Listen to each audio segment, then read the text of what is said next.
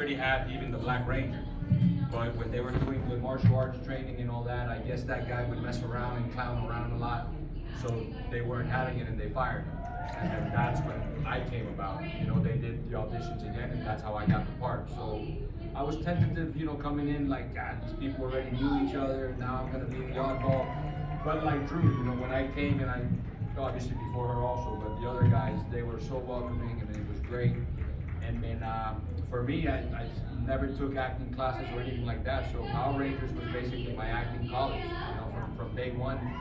Every time, I think for the first 2 weeks that the director would yell cut, I was like, oh man, he's coming over here to tell me I suck. You know, it was just horrible. But after that, man, it was awesome. You start just learning so many different things that, you know, kind of to touch on your other question of memories, it's just so hard because I have memories that were fun. I have memories that as an actor I will always cherish because I learned something that just opened up my mind as far as acting.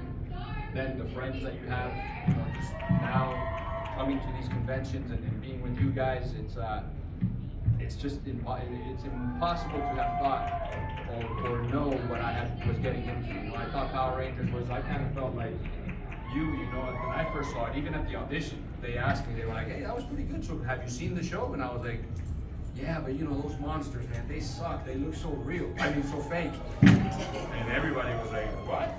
And then, of course, they didn't call me that night for the job, so I thought, oh man, I messed up, I shouldn't have been so honest. But thank God the next morning, man, I got the call, and yeah, it's been a great ride, man, a great ride. Yeah, I just moved to LA, just less than 2 years.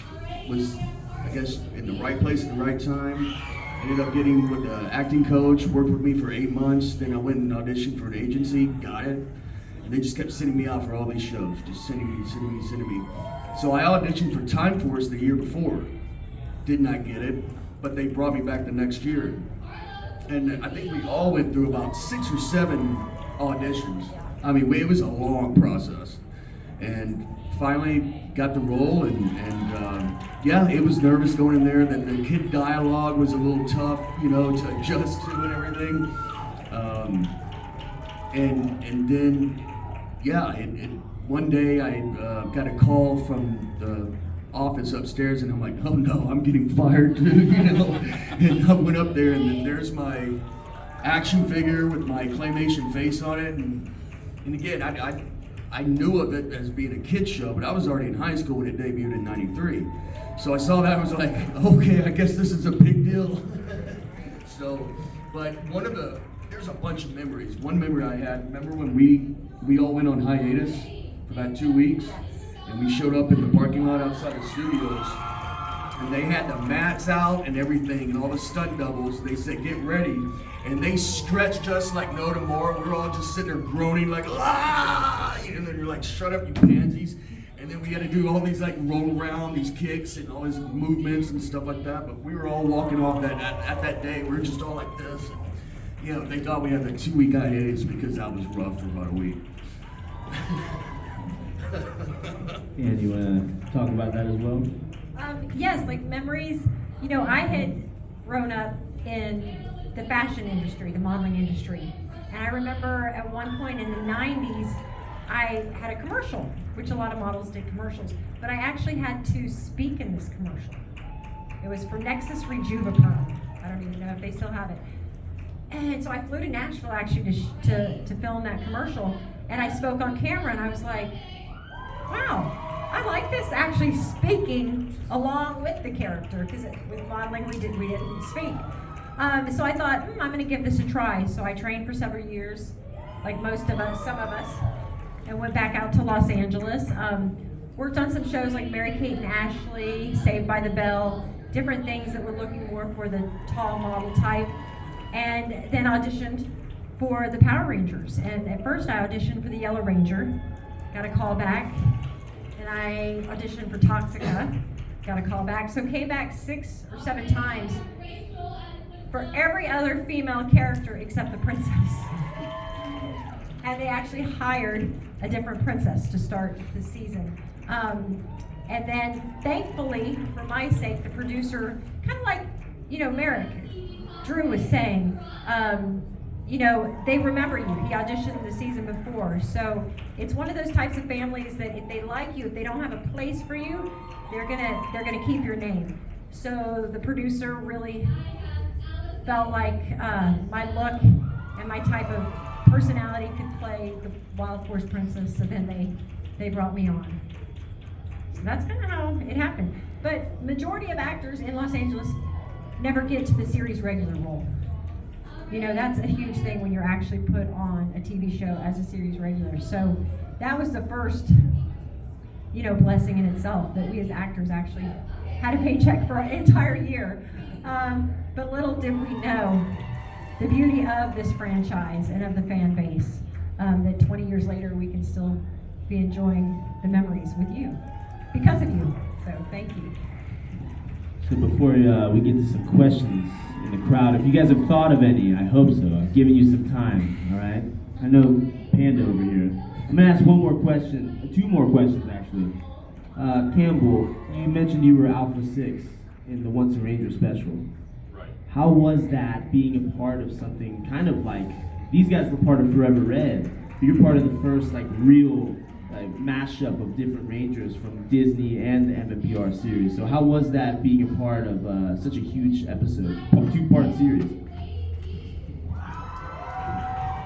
Well, I'm ashamed to say that when I got the chance to voice Alpha 6, the reality of what I was involved with, I still didn't really understand. I mean, like, because we were making the show in New Zealand, I guess we were kind of removed from the fan base. The reality of just how big this show was hadn't really hit me. So when I went in to record Alpha 6, you know, to me it was really just kind of a job. It wasn't until later I was like, oh wow, I voiced an Alpha unit, and yeah, but it was cool. I was glad that I got to do it, and it probably wasn't until around 2017 that I started to realize, I'm part of something big here. I should probably research this. But yeah, I still can't get over how much the fans just have been affected by everything. So I don't know if that really answers the question, but the basic answer is I didn't really know what I was involved with. So to me, it was just a job. But I still enjoyed voicing Alpha 6. Now I love it. Now that I know how important he is, I'm proud to say, yeah. One more question I have for you guys. Correct me if I'm wrong, Christian, but Wild Force is the first and only series that has had 2 crossovers, correct? Am I wrong? With Time Force?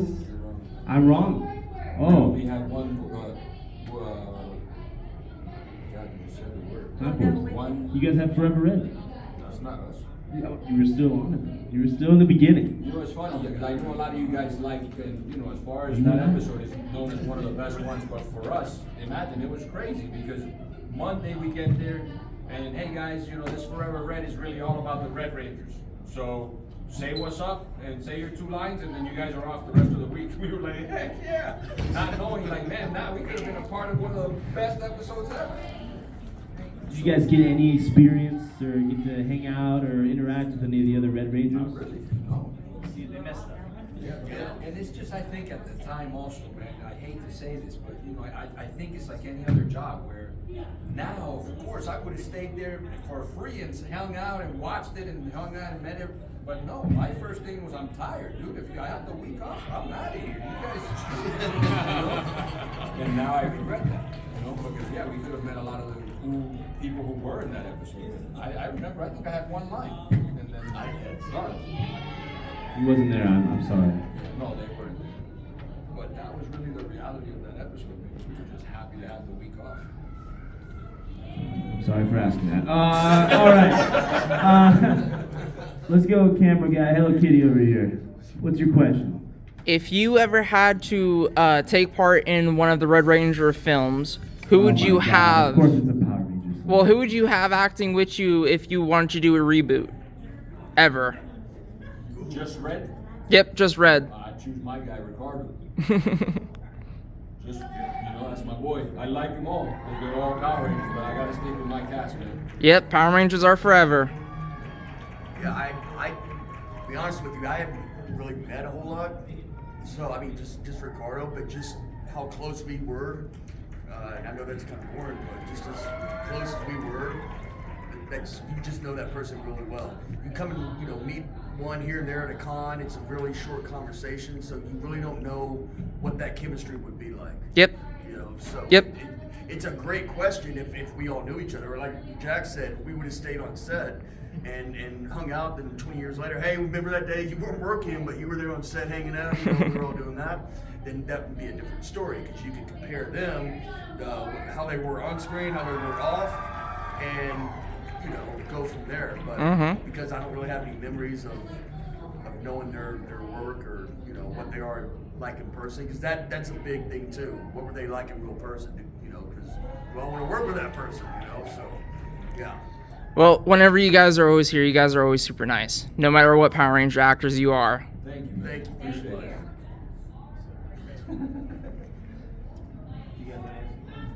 Well, they said Ricardo, and I have to say the same thing. Ricardo was a huge part of our season, on camera and off camera.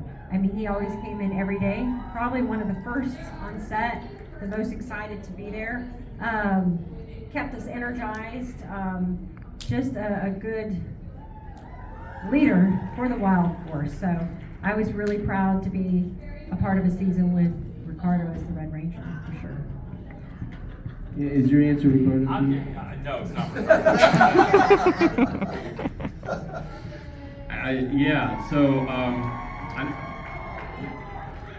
I'm going to say something very, very different. I'm going to go with Ninja Steel Red, Will Shufelt. When I worked with him, he was the hardest working actor I've ever worked with. I think he would just be phenomenal. And I think he's actually kind of retired from the franchise now, but he was a great guy and really, really super hard worker. So sorry, not Ricardo. Canceled. Okay, so who's next? Panda? Oh, well, you guys have to fight for it. Okay, you go first. Alright. I'm Tobias. This is I'm getting an hour zero. But I was wanting out some questions, but I just got some of the tattoo jokes for you all. Okay. Just in case you're interested in it. Go for it. Yes.